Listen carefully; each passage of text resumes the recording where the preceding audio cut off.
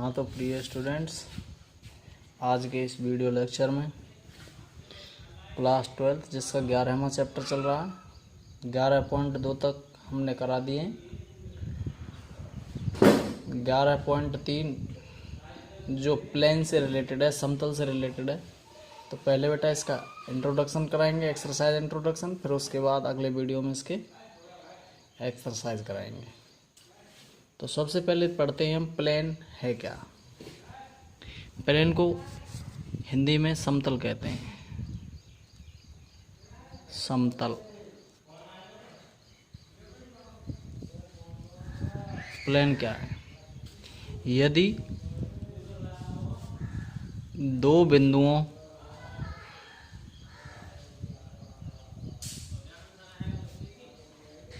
को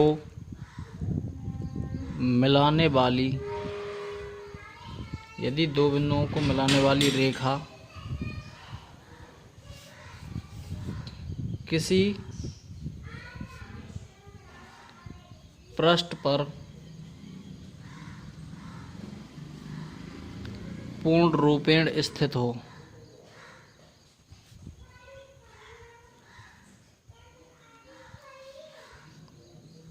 तो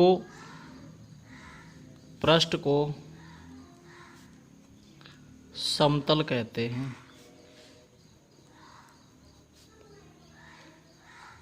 दोबारा समझते हैं, समतल किसे कहते हैं? यदि दो बिंदुओं को मिलाने वाली रेखा, कोई रेखा है, जब दो बिंदुओं को मिलाए और वह रेखा किसी पृष्ठ पर स्थित हो तो उस पृष्ठ को क्या कहते हैं? समतल कहते हैं। समझ में आ गया होगा। यदि दो बिंदुओं को मिलाने वाली रेखा किसी पृष्ठ पर पूर्ण रूप में स्थित हो तो पृष्ठ को क्या कहते हैं? समतल कहते हैं।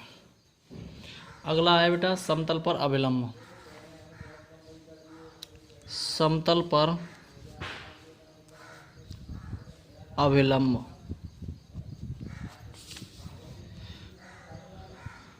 इंग्लिश में क्या कहते हैं इसे? Normal to a plane. Normal to a plane. Normal to a plane क्या होता है? ऐसे कोई रेखा है, कोई रेखा जो समतल पर स्थित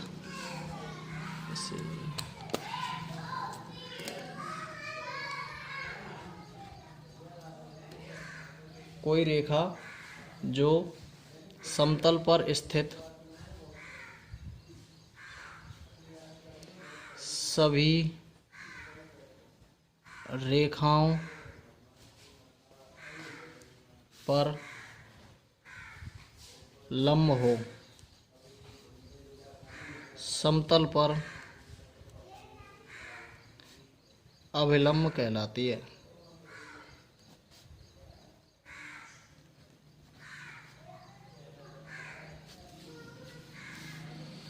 दोबारा सुनो, कोई रेखा है जो समतल पर स्थित सभी रेखाओं पर लंब है।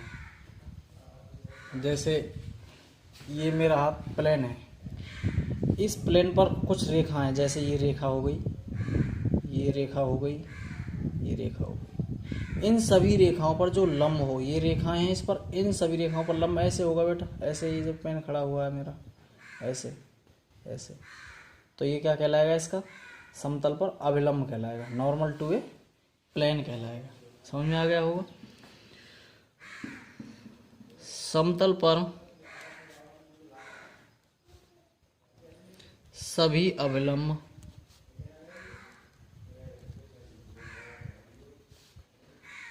एक दूसरे के समांतर होते हैं।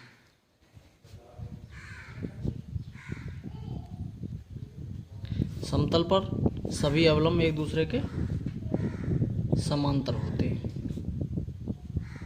समझ में आ गया। आगे बढ़ते हैं।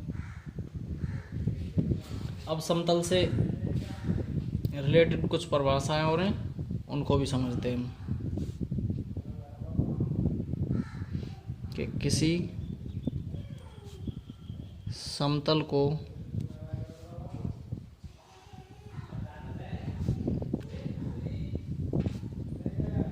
कई प्रकार से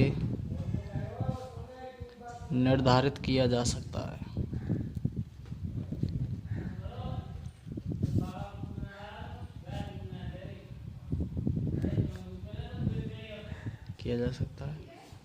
किसी समतल को कई प्रकार से निर्धारित किया जा सकता है। जैसे नंबर 1, 3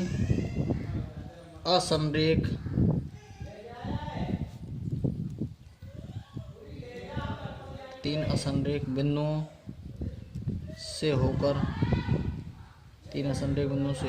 एक और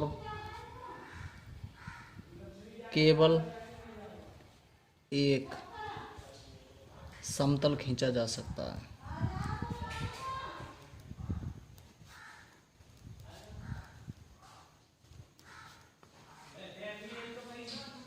अतः दिए हुए 3 बिंदु एक विशिष्ट समतल को निर्धारित करते हैं। दोबारा से बोलूं, 3 असमरेख बिंदु समझ रहे हैं? जब तीनों बिंदु एक ही लाइन पर ना हो, जैसे ये बिंदु हो गया, एक ये बिंदु हो गया, एक ये बिंदु हो गया, तीनों बिंदु एक ही लाइन पर नहीं है तो 3 असमरेख बिंदु हो गए। तो 3 असमरेख बिंदुओं से होकर एक और केवल एक समतल खींचा जा सकता है। अतः दिए हुए 3 बिंदु एक विशिष्ट समतल को निर्धारित करते हैं। अगला एक सेकंड पॉइंट है, 2 संगामी रेखाओं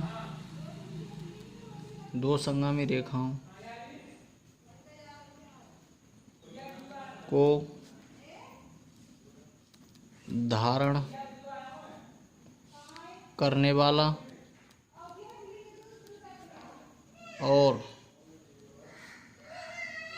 करने वाला एक और केवल एक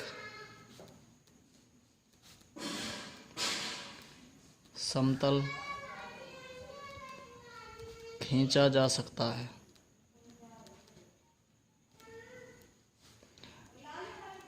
अतः दी हुई 2 संगामी रेखाएं एक विशिष्ट समतल को निर्धारित करती हैं। ये बेटा कुछ समतल से रिलेटेड परिभाषाएं बोर्ड में कहीं आती जाती नहीं है, लेकिन मैं इंट्रोडक्शन में ज़रूर करा देता हूँ आपको। दूसरा कंसेप्ट क्या लिखा है मैंने, 2 संगामी रेखाओं को धारण करने वाले। 2 संगामी रेखाएं क्या होती हैं? 2 या 2 से अधिक ऐसी रेखाएं जो एक दूसरे को एक ही कॉमन बिंदु पर काटती हैं। संगामी रेखाएं वे रेखाएं होती हैं जिनका इंटरसेक्शन पॉइंट एक होता है या कॉमन पॉइंट एक होता है। तो 2 संगामी रेखाओं को धारण करने वाला एक और केवल एक समतल खींचा जा सकता है। अतः दी हुई 2 संगामी रेखाएं एक विशिष्ट समतल को निर्धारित करती हैं। अगला है तीसरा, एक दिए हुए बिंदु से होकर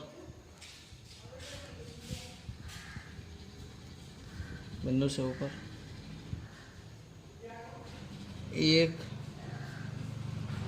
दी हुई दिशा के लंबवत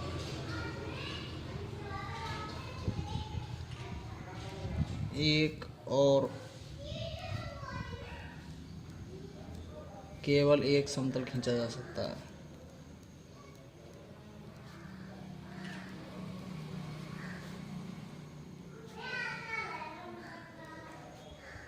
क्या बोला है मैंने कहा एक दिए हुए बिंदु से होकर एक दी हुई दिशा के लंबवत एक और केवल एक समतल खींचा जा सकता है। अतः एक समतल पर एक बिंदु और उसका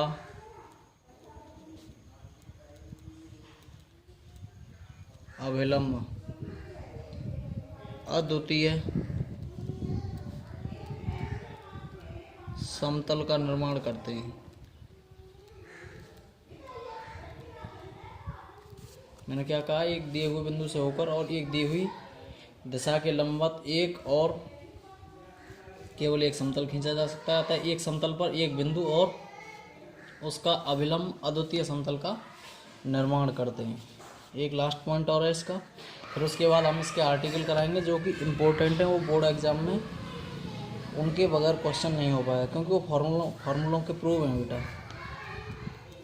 तो यहाँ से यहाँ तक कि आपको कोई प्रॉब्लम नहीं है, जो मैंने 4 पॉइंट लिखा रहा हूँ, लेकिन जो समतल के बारे में बताया है, समतल पर अवलंब, ये अपने आप में इम्पोर्टेंट है। तो ये अगर आपकी समझ में नहीं आ रहा है तो कोई दिक्कत नहीं है, मेरा काम कराने का है, मैं कराऊँगा ज़रूर। एक लास्ट पॉइंट और है कि मूल बिंदु से दी हुई दूरी पर, मूल बिंदु से दी हुई दूरी पर एक दी हुई दिशा के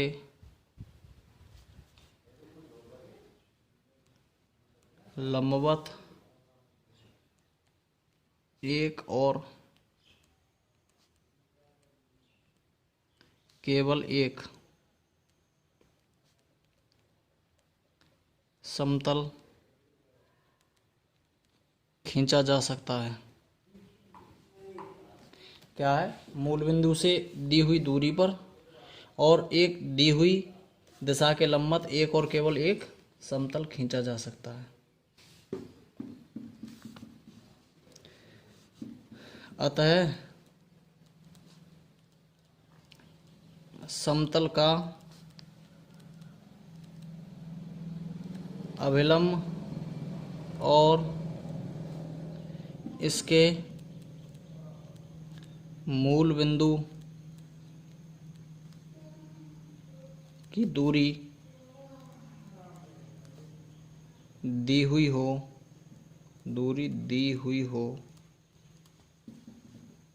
तो एक विशिष्ट समतल निर्धारित हो जाता है। ठीक है, इतनी कुछ परिभाषाएं दोबारा से बोले देता हूँ बेटा। समतल की परिभाषा बताइए। समतल तो अपने आप में इम्पोर्टेंट है। इसकी परिभाषा क्या है, यदि दो बिंदुओं को मिलाने वाली रेखा किसी पृष्ठ पर पूर्ण रूप में स्थित हो तो पृष्ठ को समतल कहते हैं। और समतल पर अवलंब क्या होता है, जैसे प्लेन है, इस प्लेन पर जो लंबवत ऐसे होगा वही समतल पर अवलंब कहलाएगा, मतलब नॉर्मल टू ए प्लेन। ये समतल को परिभाषित करने के लिए कुछ डेफिनेशन बताइए, तो इनका कोई ज़्यादा रोल नहीं। तो आगे पढ़ते हैं हम समतल से रिलेटेड जो आर्टिकल हैं, समतल की जो समीकरण है उनको पढ़ते हैं। ठीक है, आगे बढ़ते हैं। तो ये क्या है बेटा, अविलंब के रूप में समतल की समीकरण। अविलंब के रूप में समतल की समीकरण, equation of a plane in normal form. ये बेटा 3D प्लेन है, XYZ प्लेन है। ये ABC क्या है, एक समतल है। ABC एक समतल है जिसकी मूल बिंदु से दूरी D है। मूल बिंदु ये रहा O, इस O से इस समतल की जो दूरी है D है। मूल बिंदु O से इस समतल ABC पर अभिलंब ON है। ON क्या है बेटा, अभिलंब है। तथा ON के अनुदिश मात्रक अदिश D है। मात्रक अदिश कितना है, D है। तो ON की वैल्यू कितनी हो जाएगी, ON वेक्टर की वैल्यू, ON की वैल्यू जो हो जाएगी वो हो जाएगी बेटा DN कैप। ON क्या है, अभिलंब सदिश है। अभिलंब है किस पर, प्लेन ए बी सी पर। और जब इसका अभिलंब मात्रक सदिश निकालेंगे तो ओ एन की वैल्यू कितनी हो जाएगी, डी एन कैप हो जाएगी। तो अब इसमें लैंग्वेज लिखते हैं, फिर इस आर्टिकल को प्रूव करते हैं। माना समतल एबीसी की मूल बिंदु से दूरी डी है। मूल बिंदु ओ से समतल एबीसी पर, मूल बिंदु ओ से समतल एबीसी पर ओ एन अभिलंब है। ओ एन क्या है, अभिलंब है। तथा O N, vector O N, ये रहा वेक्टर ओ एन के अनुदेश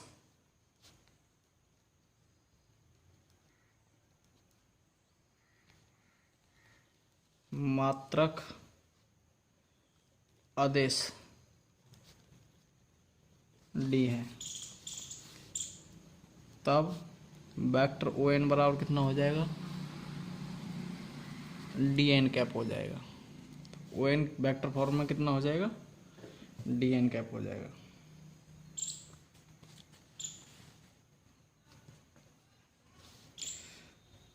माना समतल पर कोई बिंदु P है, इसलिए कोई बिंदु P है, इसलिए वेक्टर NP और वेक्टर ON, मतलब वेक्टर NP जो है, ये रहा NP, इस ON पर क्या होगा, लंब होगा। इसलिए वेक्टर NP ON पर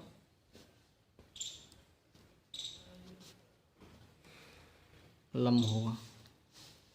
अतः NP डॉट ON बराबर कितना हो जाएगा, 0। इक्वेशन हो गई फर्स्ट। माना P का स्थिति सदिश, इस बिंदु P का स्थिति सदिश, P का स्थिति सदिश वेक्टर R है, तो P का स्थिति सदिश वेक्टर R है। अब यहाँ से एक चीज़ और बता दूं मैं आपको, ये NP और ON वेक्टर लंबवत हैं। जब दोनों लंबवत होते हैं तो लंबवत सदिश के लिए क्या हो जाता है, दोनों का डॉट प्रोडक्ट 0 हो जाता है। तो NP डॉट ON बराबर 0। अब त्रिभुज कौन से में, ONP में, ONP में त्रिभुज या योग का त्रिभुज नियम लगाए हम यहाँ, योग का त्रिभुज नियम से या योग के त्रिभुज नियम से। तो क्या हो जाएगा योग के त्रिभुज नियम से, ON प्लस NP बराबर क्या हो जाएगा, OP हो जाएगा। और NP बराबर कितना हो जाएगा, वेक्टर NP बराबर कितना हो जाएगा, वेक्टर NP बराबर हो जाएगा OP माइनस ON।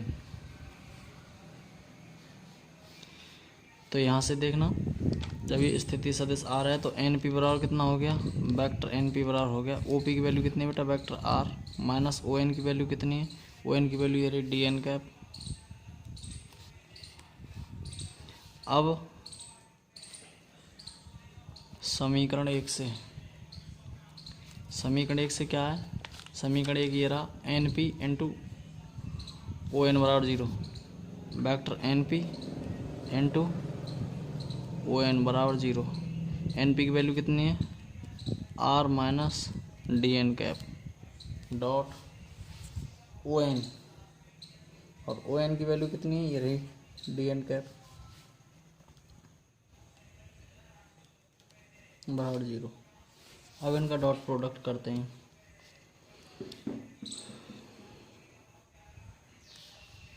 ये R minus D N cap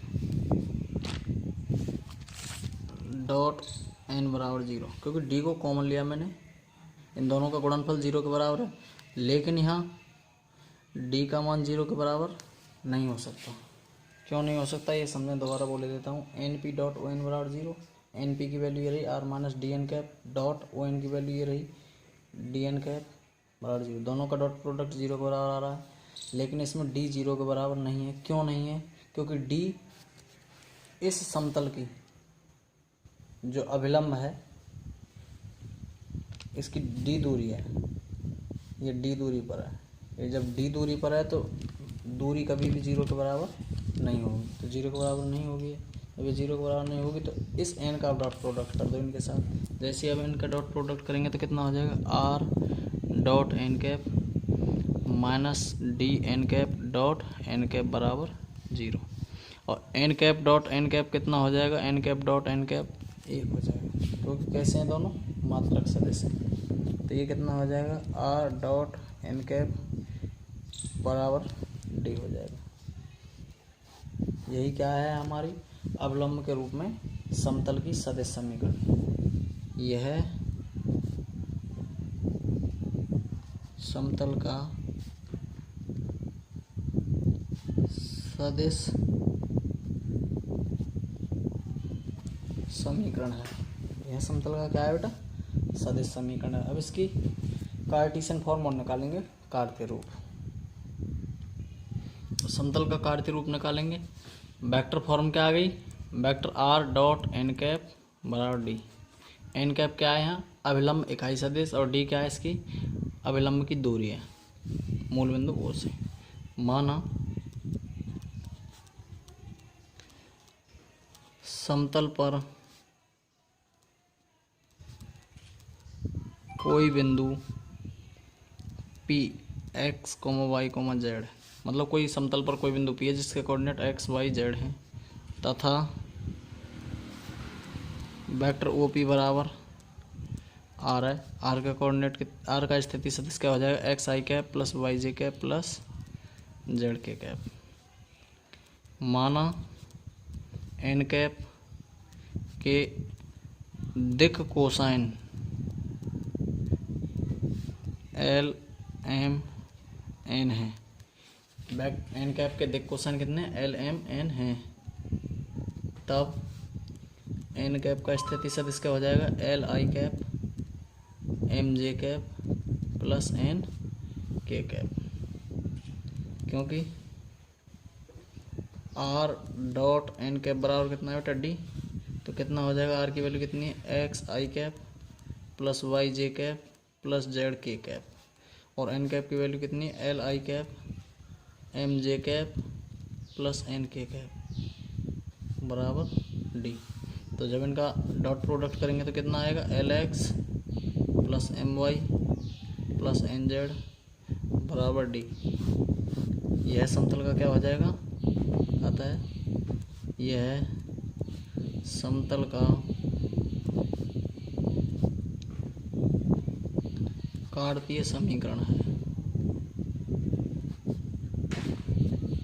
ठीक है, समझ में आ गया। अगर इसके दिक् अनुपात दे करके चले, अविलंब दे के चले, अविलंब एन वेक्टर दे के चले, और इसके दिक् अनुपात के रूप में दे के चले a i cap b j cap plus c k cap, तब इसका कार्तीय समीकरण क्या हो जाएगी, a x plus M Y plus N z, a x plus b y plus c z बराबर डी हो जाएगा। ठीक है, अब आते हैं सेकंड कंसेप्ट पर। एक दिए हुए सदिश के लंबवत तथा दिए हुए बिंदु से होकर जाने वाले समतल का समीकरण। हाँ तो बेटा सेकंड आर्टिकल क्या है, ये कह रहा है एक दिए हुए सदिश के लंबवत तथा दिए हुए बिंदु से होकर जाने वाले समतल का समीकरण। Equation of a plane perpendicular to a given vector and passing through a given point. दोबारा बोलूँ, उस समतल की समीकरण ज्ञात करनी है जो एक सदिश के लंबवत हो और एक बिंदु से होकर के जाए। तो क्या होगा, अब इसमें कुछ लैंग्वेज लिख दें। माना समतल बिंदु ए जिसका स्थिति सदिश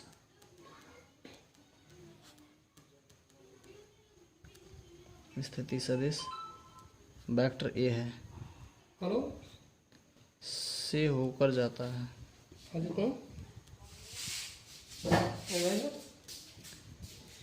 माना समतल बिंदु ए जिसका स्थिति सदिश क्या है, एक बिंदु है ए समतल में, इसका स्थिति सदिश क्या है, वेक्टर ए से होकर जाता है तथा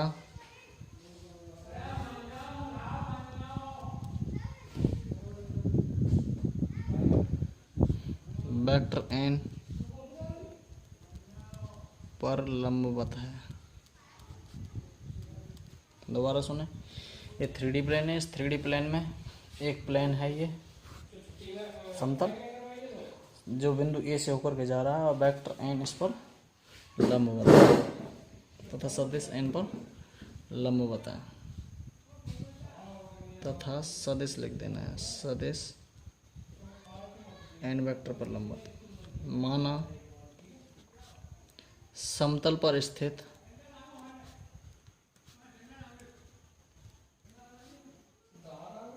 कोई बिंदु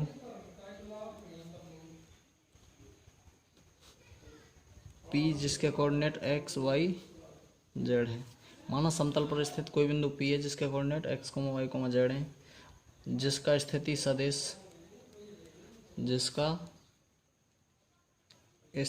सदिश वेक्टर r है। तब बिंदु P समतल पर स्थित होगा यदि और केवल यदि वेक्टर AP वेक्टर n पर लंब है। अब यहाँ से मैं दोबारा बोले देता हूँ, समझा देता हूँ। बेटा 3D प्लेन में कोई एक प्लेन है या 3D स्पेस में जो X Y Z Cartesian plane है, इस X Y Z Cartesian plane में कोई प्लेन है जो बिंदु ए से होकर के पास हो रहा है, एक प्लेन जो बिंदु ए से होकर के पास हो रहा है और सदिश एन वेक्टर पर लंब है। जब ये एन वेक्टर पर लंब है तो क्या हो जाएगा, तो एन वेक्टर पर लंब है अर्थात क्या हो जाएगा, जो AP है ये AP तो बेटा इस प्लेन में स्थित है और एन वेक्टर क्या है, इस प्लेन पर लंब है, तो क्या हो जाएगा, वेक्टर AP डॉट एन बराबर क्या हो जाएगा 0।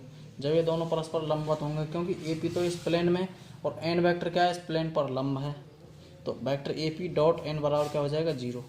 अब इस त्रिभुज में लगाएंगे, कौन से वाले त्रिभुज में, अब त्रिभुज कौन से में, OPA में, OPA में योग का त्रिभुज नियम लगाए हम।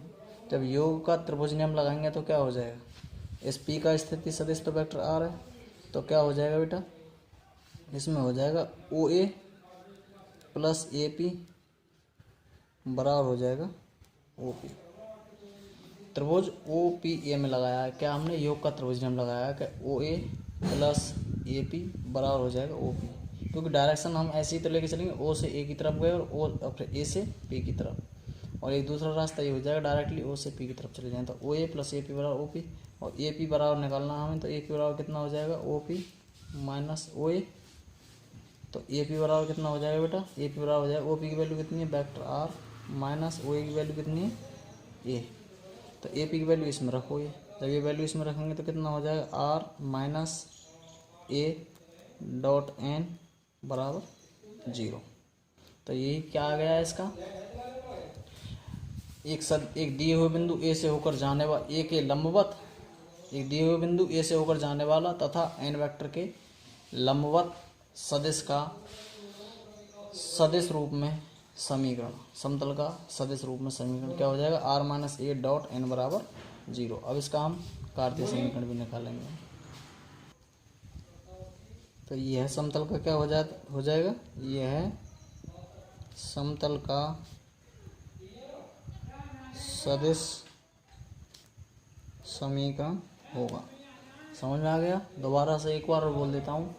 जब समतल की समीकरण ज्ञात करनी है हमें, कब ज्ञात करनी है, जब एक समतल किसी बिंदु ए से होकर के जाए और किसी सदिश पर लंबवत हो। तो क्या हो जाएगा, जब किसी बिंदु ए से होकर के जा रहा है तो ए का स्थिति सदिश वेक्टर ए, और किसी सदिश पर लंब है तो एन वेक्टर पर लंब है, तो क्या हो जाएगा सदिश समीकरण आर माइनस ए डॉट एन बराबर 0। अब इसका कार्तीय रूप और निकालेंगे। तो समतल का कार्तीय रूप निकाल रहे हैं बेटा हम, Cartesian form of a plane. माना दिया हुआ बिंदु ए जिसके कोऑर्डिनेट कितने x1 y1 z1, माना दिया हुआ बिंदु ए जिसके कोऑर्डिनेट x1 y1 z1 और समतल पर कोई बिंदु P है जिसके कोऑर्डिनेट x y z हैं तथा वेक्टर n के दिक् अनुपात, वेक्टर n के दिक् अनुपात a b तथा c हैं, तब क्या हो जाएगा, वेक्टर ए बराबर क्या हो जाएगा, वेक्टर ए बराबर क्या हो जाएगा, क्योंकि ए के कोऑर्डिनेट दे रखे हैं x1 y1 z1 और ए का स्थिति सदिश ओ ए बताया था हमने, और ओ ए की वैल्यू कितनी बताई थी, ओ ए की वैल्यू बताई थी वेक्टर ए। तो वेक्टर ए के देखन स्थिति सदिश कितना हो जाएगा बेटा, x1 i cap plus y1 j cap plus z1 k cap, और वेक्टर आर बिंदु P का स्थिति सदिश है तो आर बराबर कितना हो जाएगा, x i cap plus y j cap plus z k cap, और एन वेक्टर बराबर कितना हो जाएगा, एन वेक्टर बराबर हो जाएगा a i cap plus b j cap plus c k cap. अब उस समीकरण में रख देंगे, कौन से में, आर माइनस ए डॉट एन बराबर 0। आर की वैल्यू कितनी बेटा, एक्स आई कैप प्लस वाई जे कैप प्लस जेड के कैप, माइनस ए की वैल्यू कितनी है, एक्स वन आई कैप वाई वन जे कैप प्लस जेड वन के कैप, डॉट एन की वैल्यू कितनी है बेटा, a i cap plus b j cap plus c k cap बराबर 0, क्योंकि आर की वैल्यू ये हो गई, ये ए की हो गई, डॉट ए एन की ये हो गई। अब इसमें से पहले इसे सॉल्व करो, तो इसे सॉल्व करेंगे तो कितना मिलेगा, एक्स माइनस एक्स वन आई cap plus y minus Y one जे cap plus z minus Z one के cap, dot a i cap plus b j cap plus c k cap बराबर 0। अगर इनका डॉट प्रोडक्ट करें तो क्या मिलेगा, a into x minus x one plus b into y minus Y one plus c into z minus Z one बराबर 0 हो जाएगा। तो ये सर इसका क्या हो जाएगा बेटा, सर समतल का कार्तीय रूप हो जाएगा। अतः यह समतल का कार्तीय समीकरण होगा। दोबारा सुनो, जब एक समतल किसी बिंदु ए से होकर के जाए जिसका स्थिति सदिश वेक्टर ए है और एन वेक्टर पर लंबवत हो, तब उसकी स्थिति सदिश समीकरण तो क्या थी, आर माइनस ए डॉट एन बराबर 0। तो कार्तीय समीकरण क्या हो जाएगी उसके लिए बताते हैं। तो ए वेक्टर ए बराबर कितना हो जाएगा, एक्स आई कैप प्लस वाई वन जे कैप प्लस जेड वन के कैप, और आर बराबर हो जाएगा एक्स आई कैप प्लस वाई जे कैप प्लस जेड के कैप, और एन वेक्टर बराबर a i cap b j cap plus c k cap. इन सभी को इसके अंदर पुट कर दिया, इक्वेशन आ गई है हमारी। तो समतल का कार्तीय रूप क्या आ गया, a into x minus x one plus b into y minus Y one plus c into z minus Z one. आगे आते हैं तीन असंरेखीय बिंदुओं से होकर जाने वाले समतल का समीकरण। अगला कंसेप्ट है बेटा, तीन असंरेख बिंदुओं से होकर जाने वाले समतल का समीकरण। मतलब 3 पॉइंट दे करके रखेगा वो, ए बी सी दे दिया या आर क्यू एम दे दिया, उन 3 बिंदुओं से होकर के जाने वाले समतल की समीकरण ज्ञात करनी है। या तीनों बिंदुओं का स्थिति सदिश दे करके चलेगा, उससे होकर के जाने वाले सदिश की उससे होकर जाने वाले समतल की समीकरण। तो equation of a plane passing through 3 non collinear points, equation निकालनी है किसकी, प्लेन की, जो 3 पॉइंटों से होकर के पास हो। क्या है, माना समतल पर स्थित 3 असंरेख, माना समतल पर स्थित 3 असंरेख बिंदुओं R, Q और M, 3 असंरेख बिंदु हैं R, Q, M। असंरेख का मतलब तीनों बिंदु एक सीध में नहीं है, एक ही लाइन पर नहीं। तो R, Q और M के स्थिति सदिश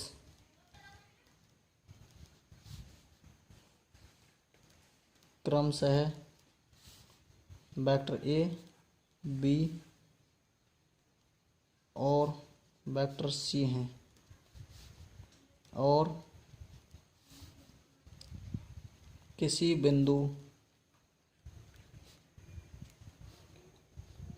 P जिसके कोऑर्डिनेट कितने x, y, z का स्थिति सदिश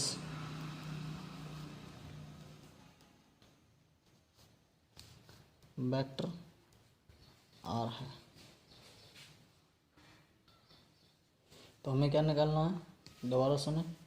माना एक समतल है, उस समतल पर स्थित 3 असंरेख बिंदु R, Q, M हैं।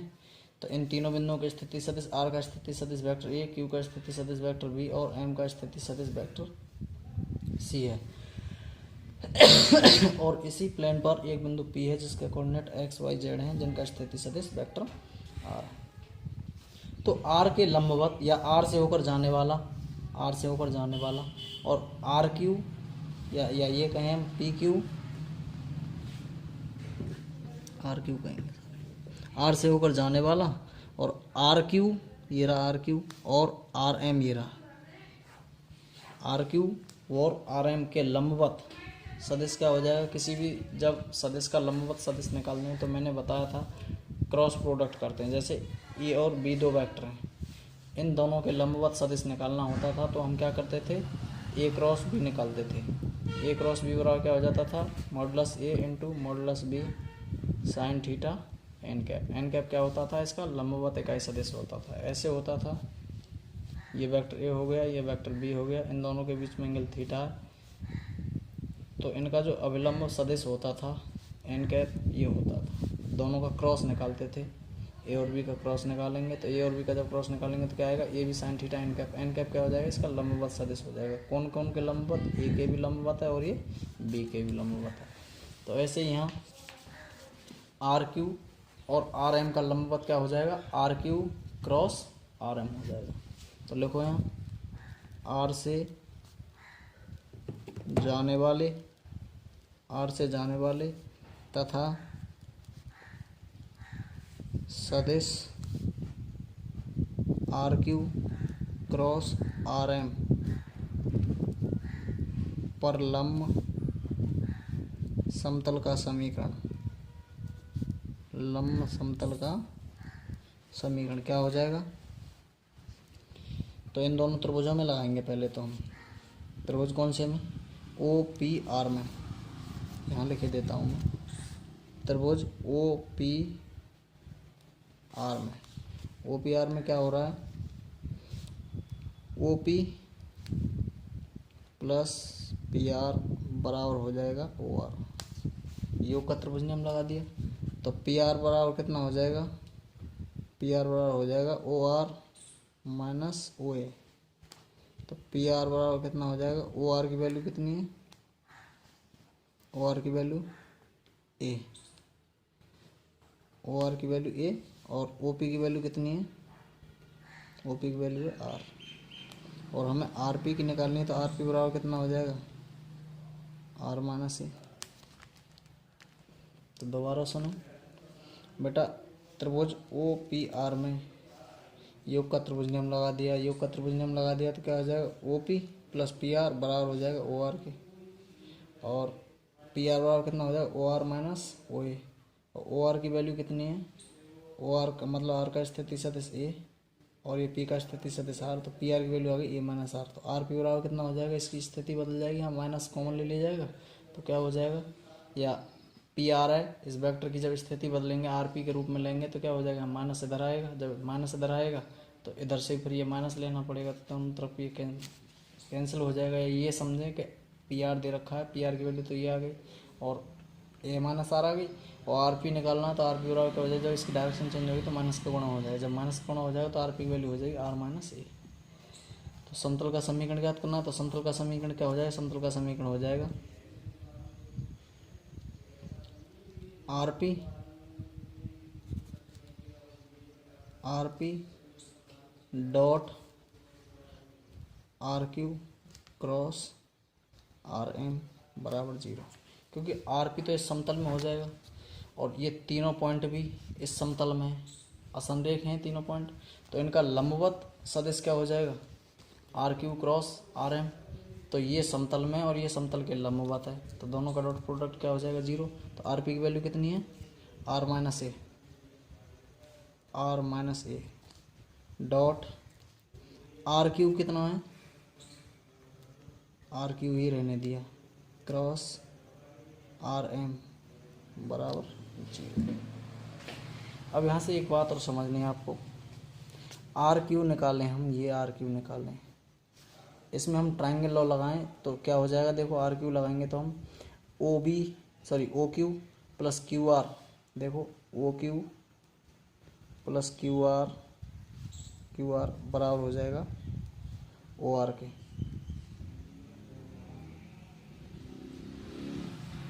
तो यहाँ से क्यू आर बराबर कितना हो जाएगा, क्यू आर बराबर हो जाएगा, ओ आर की वैल्यू कितनी है बेटा, ए माइनस ओ क्यू, इधर ले गए ओ क्यू को ले गए तो ये बी हो जाएगा, और हमें आर क्यू निकालना है, तो आर क्यू, ये तो क्यू आर की वैल्यू आई है तो आर क्यू निकालना, आर क्यू बराबर कितना हो जाएगा, बी माइनस ए हो गया। अब ऐसे ही आर एम की वैल्यू निकालनी है, तो वेक्टर आर एम बराबर क्या हो जाएगा, यहाँ भी कौन से त्रिभुज में, अब ओ एम आर में त्रिभुज नियम लगा देंगे, तो आर एम की वैल्यू डायरेक्टली लिख देता हूँ, तो आर एम की वैल्यू कितनी आएगी बेटा, सी माइनस ए आ गई। इन वैल्यूओं को आर क्यू की को और आर एम की वैल्यू को इसमें यहाँ पुट कर दो, तो यहाँ से क्या हो जाएगा, यहाँ से हो जाएगा आर माइनस ए डॉट आर क्यू की वैल्यू कितनी है, बी माइनस ए क्रॉस आर एम की वैल्यू कितनी है, सी माइनस ए बराबर 0। समझ में आ गया होगा, यही इसकी सदिश समीकरण है, 3 बिंदुओं से होकर जाने वाले समतल की सदिश समीकरण। जब एक समतल 3 बिंदुओं आर क्यू एम से होकर के जाता है जिनकी स्थिति सदिश ए बी व सी है, आर का स्थिति सदिश ए, क्यू का स्थिति सदिश बी और एम का स्थिति सदिश सी, तो उस समतल की सदिश समीकरण क्या हो जाएगी, तो r minus A dot b minus A cross c minus a बराबर 0, ये इसकी सदिश समीकरण आ गई है समतल की। अब इसकी कार्तीय समीकरण निकालते हैं, आगे बढ़ते हैं। हाँ तो बेटा समतल का कार्तीय समीकरण याद करना, हमें सदिश समीकरण यहाँ एक बार लिख देता हूँ। जब समतल 3 बिंदुओं ए बी सी से होकर के जाए या आर क्यू एम से होकर के जाए, उनके स्थिति सदिश वेक्टर ए, वेक्टर बी व वेक्टर सी हैं, तो समतल की सदिश समीकरण क्या होगी बेटा, vector r minus A dot b minus A cross c minus a बराबर 0 हो जाएगी। तो अब लिखो इसकी कार्तीय समीकरण, माना बिंदुओं आर क्यू और एम के निर्देशांक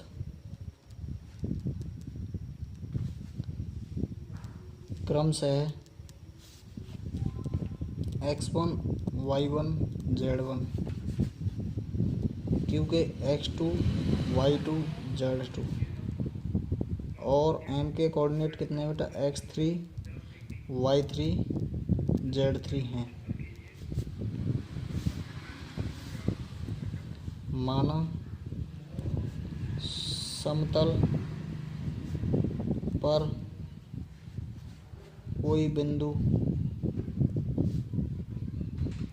P है जिसके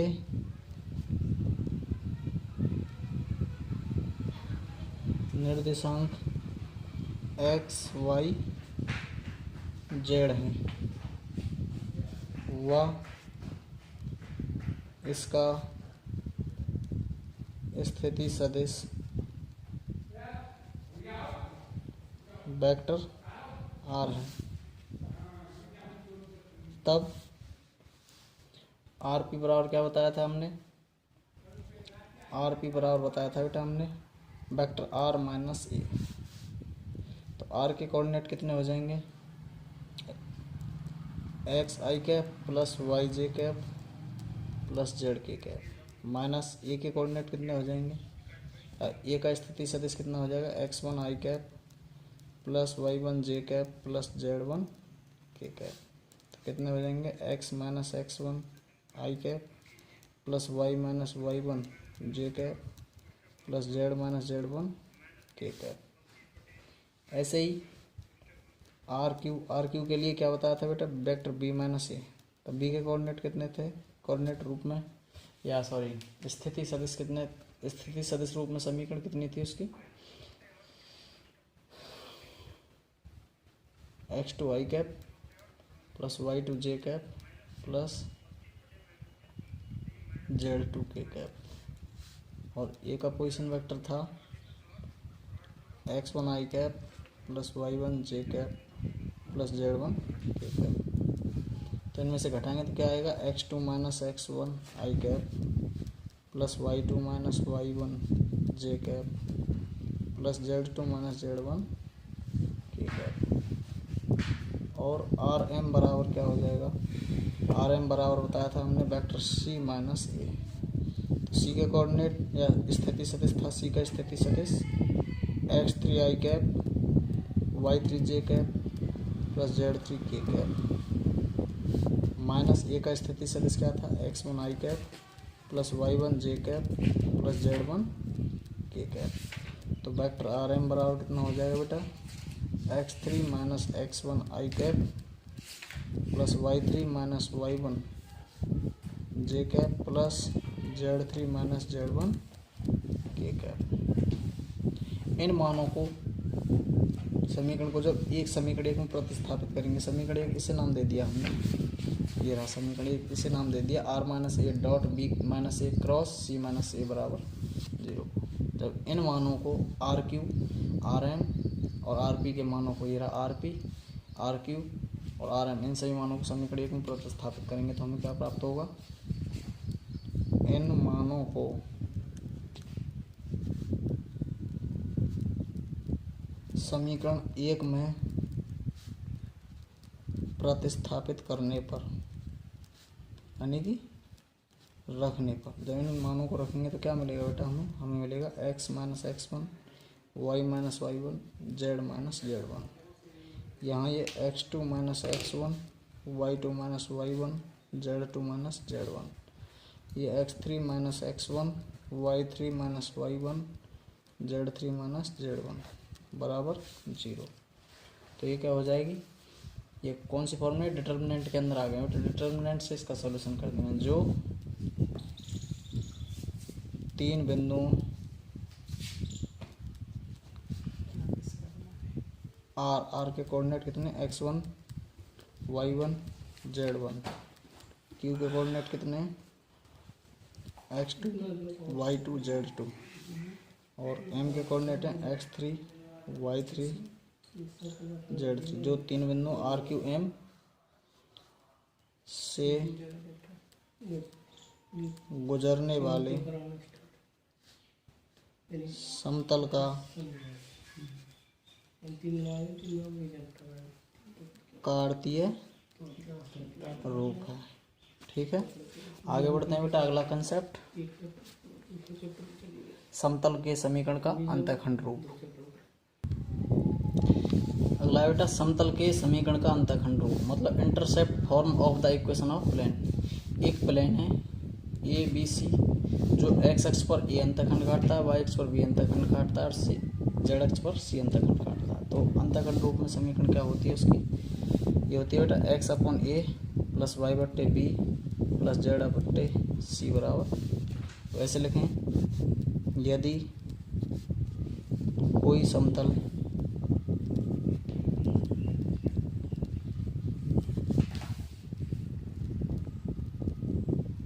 निर्देशाक्षों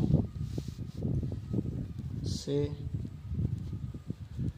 क्रमशः ए बी और सी अंतःखंड काटता है,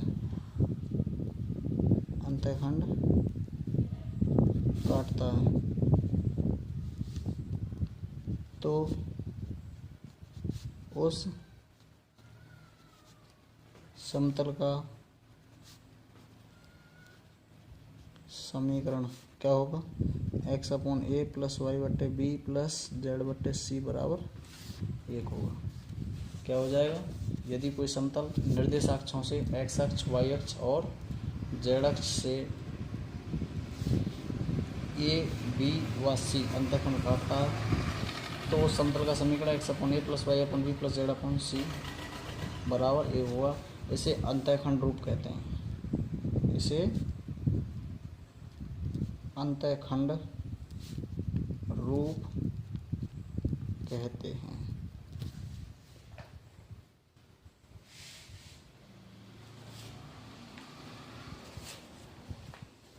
इसमें कुछ ज़्यादा प्रूव नहीं कराना है, इतना ही ध्यान रखना, अंतःखंड रूप में समतल की समीकरण ये होती है।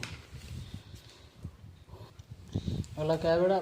बड़ा ही इंपॉर्टेंट कंसेप्ट है, दो दिए हुए समतलों के प्रतिच्छेदन से होकर जाने वाला समतल।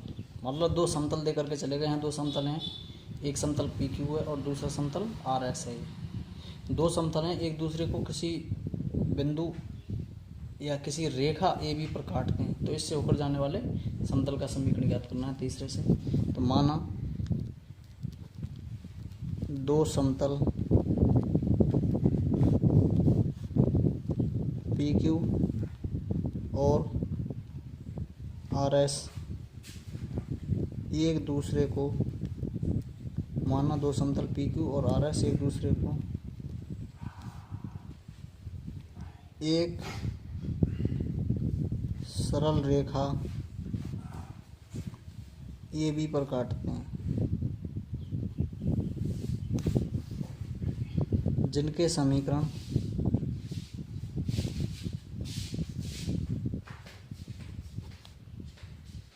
क्रमशः, पहले समतल का समीकरण कितना है बेटा?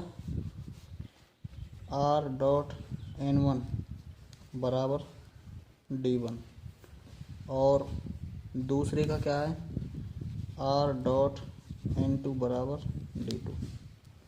दोबारा सुनिए, दो समतल हैं पी क्यू, एक समतल ए रहा, दूसरा समतल आर एस ए रहा, दोनों एक दूसरे को एक सरल रेखा ए बी पर काट रहे हैं। पहले वाले समतल का समीकरण कितना है? आर डॉट एन वन बराबर डी वन, दूसरे का आर डॉट एन टू बराबर डी टू, दोनों एक दूसरे को ए बी पर काट रहे हैं। तो इसकी प्रतिच्छेदी रेखा ये है, इनकी प्रतिच्छेदी रेखा ए बी पर स्थित किसी बिंदु का स्थिति सदिश इन दोनों समीकरणों को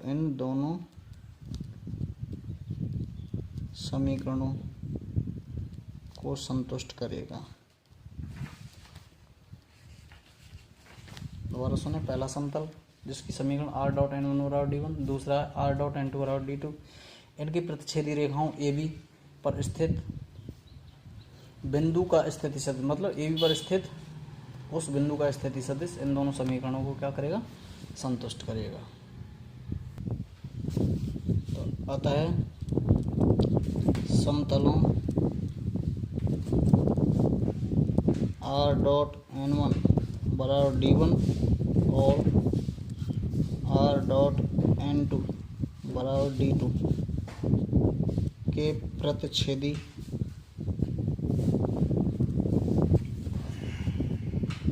बिंदु से होकर जाने वाले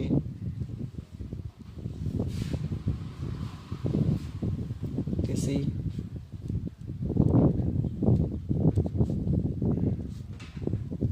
समतल का समीकरण क्या हो जाएगा? R dot N one minus D one plus, क्योंकि समीकरण कितनी थी हमारी, आर डॉट एन वन बराबर डी वन, तो इसे इधर ट्रांसफर करना है, तो R dot N one minus D one plus lambda times R dot N two minus D two बराबर क्या हो जाएगा? 0। ऐसे हम क्या लिख सकते हैं?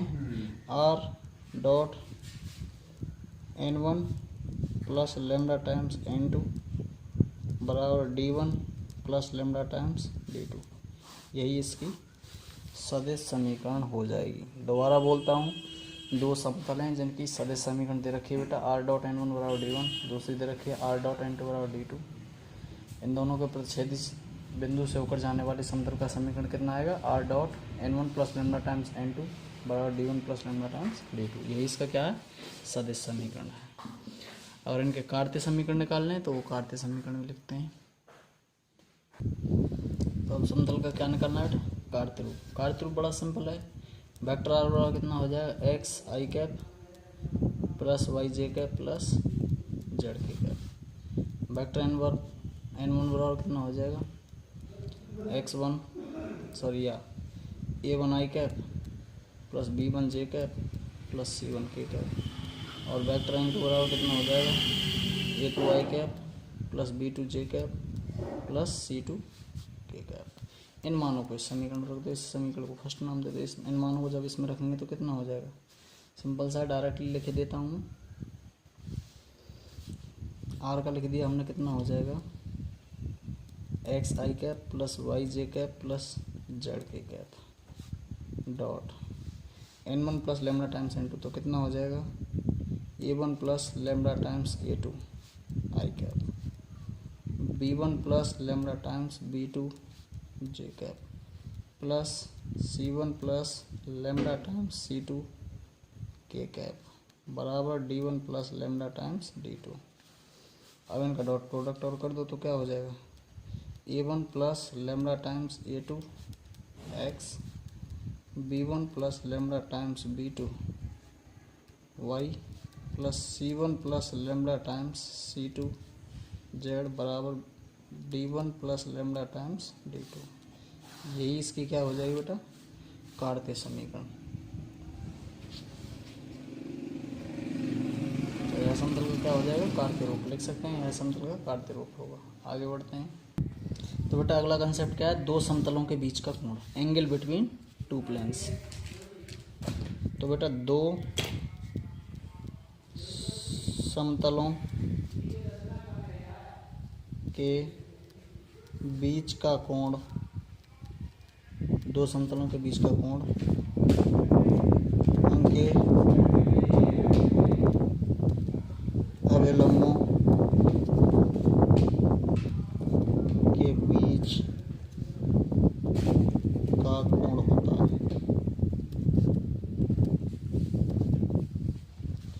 दो समतलों के बीच का कोण उनके अवलंबों के बीच का कोण होता है।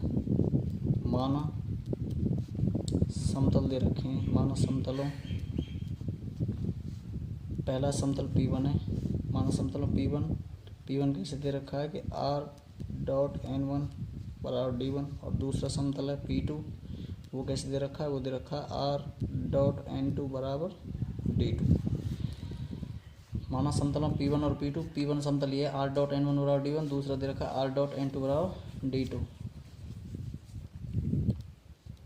के बीच का कोण थीटा है, तब किसी सार्वबिंदु या उभयनिष्ठ बिंदु से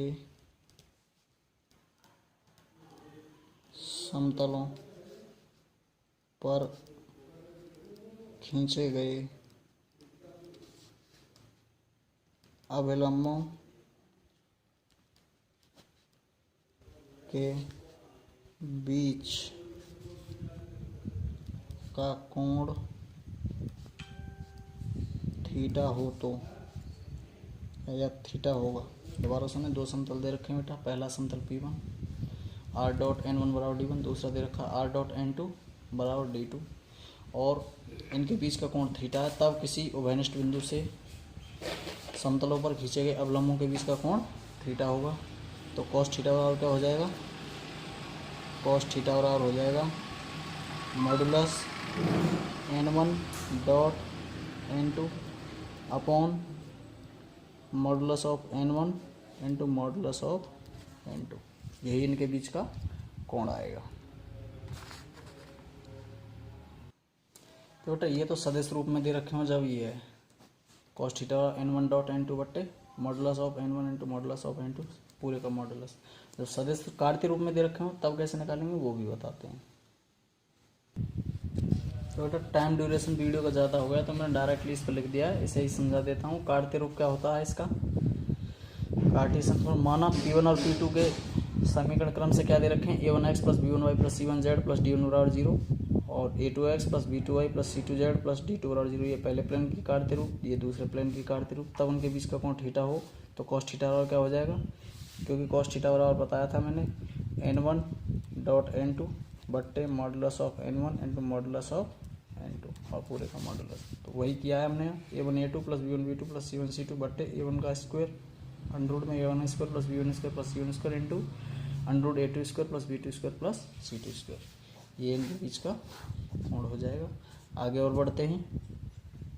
तो बेटा अगला कंसेप्ट क्या है? एक रेखा और एक समतल के बीच का कोण, angle between a line and plane. तो मैंने लिख करके समझा रहा हूँ क्योंकि टाइम ड्यूरेशन ज़्यादा हो गया। जब साथ साथ लिखूँगा तो वीडियो और ज़्यादा बड़ी हो जाएगी, अपलोड करने में प्रॉब्लम होती है फिर। तो इसकी डेफिनेशन क्या है? एक रेखा और एक समतल के बीच का कोण क्या होता है?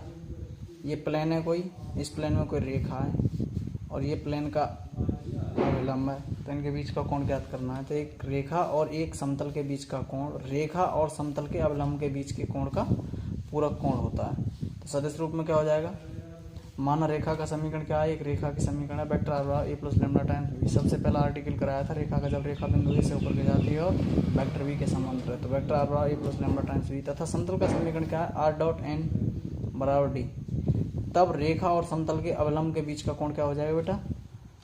थीटा है। तो cos थीटा बराबर हो जाएगा b dot n upon modulus of b into modulus of n।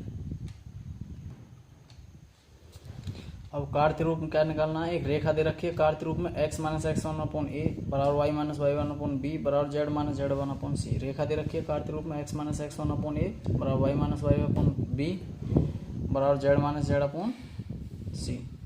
और समतल दे रखा है कार्तीय रूप में ax plus by plus cz plus d बराबर 0। इसके अवलंब के बीच का कोण थीटा इस प्रकार हो जाएगा कि cos थीटा बराबर a मतलब दोनों के दिक् अनुपातों का गुणा, तो a plus bb plus cc। a b c जो कैपिटल a b c हैं वो समतल के दिक् अनुपात हैं और small a small b small c ये रेखा के दिक् अनुपात हैं। अपॉन रेखा के दिक् अनुपातों का स्क्वायर कर लेंगे अंडर में। कैसे? a square plus b square plus c square. ऐसे ही समतल के दिक् अनुपात a square plus b square plus c square. अगला दो सरल रेखाओं के सहतलीय होने का प्रतिबंध, मतलब जब दो रेखाएं एक ही तल में होंगी तो कंडीशन क्या होगी? Condition of coplanarity of two lines. माना दो ज्ञात रेखाएं, पहली रेखा है वेक्टर r बराबर a1 plus lambda times b1, दूसरी वाली रेखा है वेक्टर r बराबर a2 plus mu times b2। इनकी कंडीशन क्या है? कि पहली वाली जो रेखा है वो बिंदु a1 से होकर जाती है और वेक्टर b1 के समांतर है। दूसरी वाली रेखा है a2 से होकर जाती है और b2 के समांतर है। तो रेखा एक बिंदु ए जिसका स्थिति सदिश वेक्टर a1 है से होकर जाती है तथा वेक्टर b1 के समांतर बता दिया है अभी मैंने। रेखा 2 जो बिंदु b जिसका स्थिति सदिश क्या है?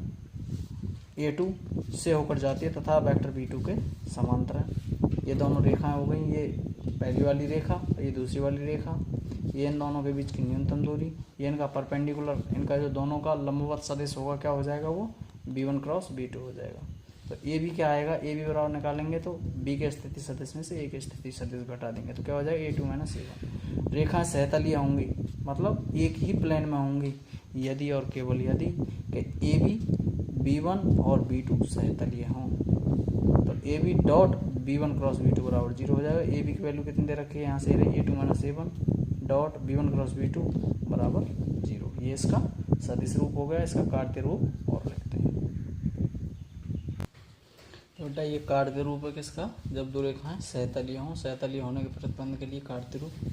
माना बिंदु ए और बी के निर्देशांक कितने, x1 y1 z1, ए के निर्देशांक x1 y1 z1, बी के हैं x2 y2 z2 हैं, तथा b1 और b2 के दिक् अनुपात कितने हैं, a1 b1 c1 और a2 b2 c2। तब ए बी बराबर कितना हो जाएगा, b के दिक् अनुपातों में से ए के दिक् अनुपातों को घटा देंगे तो x2 minus x1 i cap plus y2 minus y1 j cap plus z2 minus z1 k cap. और b1 बराबर क्या हो जाएगा, a1 i cap plus b1 j cap plus c1 k cap. b2 बराबर कितना हो जाएगा, a2 i cap plus b2 j cap plus c2 k cap. ज्ञात रेखाएं सहतलीय हैं, जब रेखाएं सहतलीय हैं यदि और केवल यदि क्या हो जाएगा, A B dot b1 cross b2 बराबर 0 जो कि कार्य रूप में है। तो कार्य रूप में क्या हो जाएगा, डिटर्मिनेंट के अंदर x2 minus x1 y2 minus y1 z2 minus z1 a1 b1 c1 a2 b2 c2 बराबर 0। और इनका विस्तार कर देंगे डिटर्मिनेंट के विस्तार से, जैसे सारणिक का प्रसार करते हैं ऐसे इनका प्रसार कर देंगे। यही कंडीशन है इसकी। अगला है समतल से दिए गए बिंदु की दूरी। बड़ा ही इंपॉर्टेंट कंसेप्ट है ये। एक समतल से दिए गए बिंदु की दूरी ज्ञात करनी। एक समतल है कोई, उस समतल से कोई बिंदु है, उस बिंदु की दूरी ज्ञात करनी। Distance of a point from a plane. माना एक बिंदु P है जिसका स्थिति सदिश क्या है, वेक्टर ए है। ये रहा कोई बिंदु P, ये कोई बिंदु P है जिसका स्थिति सदिश क्या है, वेक्टर ए है। और समतल पाई1 है, समतल पाई1 में स्थित है जिसका सदिश समीकरण क्या है, आर डॉट एन कैप बराबर डी। पुनः बिंदु P से समतल पाई1, ये समतल पाई1 है, इसके समांतर समतल पाई2 खींचा गया है जिसका अभिलंब इकाई सदिश क्या है, एन कैप है। अतः इसकी समीकरण क्या हो जाएगी, समीकरण हो जाएगी बेटा कितनी, आर माइनस ए, एक बिंदु से होकर जाने वाले एक सदिश के समतल की समीकरण क्या होती है, बिंदु ए से होकर जाने वाले और किसी समतल पर किसी सदिश पर अभिलंब। तो ये अभिलंब इकाई सदिश दे रखा है एन कैप। तो क्या हो जाएगा इसका समीकरण, आर माइनस ए डॉट एन कैप बराबर 0। तो आर एन कैप का इसके साथ डॉट किया और इसके साथ, तो कितना हो जाएगा, आर डॉट एन कैप बराबर ए डॉट एन कैप। अतः मूल बिंदु से इस समतल की दूरी कितनी हो जाएगी, ओ एन डैश बराबर हो जाएगी vector A into N cap. तो कंडीशन कितनी आई हमारी, यही कंडीशन तो आई है, आर माइनस ए डॉट एन कैप बराबर कितना था 0। तो यहाँ से कितना हो जाएगा, ये आर डॉट एन कैप बराबर ए डॉट एन कैप। तो ये मूल बिंदु से जा रहा था इस समतल की दूरी, ओ एन डैश बराबर हो जाएगी modulus A dot N cap. तो पी से समतल पाई1 की दूरी हो जाएगी डी माइनस ए डॉट एन कैप। यदि समतल पाई2 का समीकरण क्या दे रखा है, सदिश समीकरण दे रखा है, आर डॉट एन बराबर डी, इसके रूप का है जहाँ वेक्टर एन समतल पर अवलंब है। तो लंब दूरी क्या हो जाएगी, a dot N minus d, a dot N minus d, इसका modulus upon modulus of n. जब समतल का समीकरण निकालना है, लंबिक दूरी निकालनी है समतल की, तो क्या हो जाएगा, A dot N minus D, उसका मॉडुलस अपॉन एन का मॉडुलस। और मूल बिंदु ओ से समतल आर डॉट एन बराबर डी की दूरी कितनी हो जाएगी, तो मूल बिंदु कोऑर्डिनेट 0,0 हो जाएंगे। इसमें जब 0,0 डाल देंगे तो बेटा ये 0 हो जाएगा पूरा। तो कितना हो जाएगा, modulus of D upon modulus of N, जहाँ वेक्टर ए बराबर 0।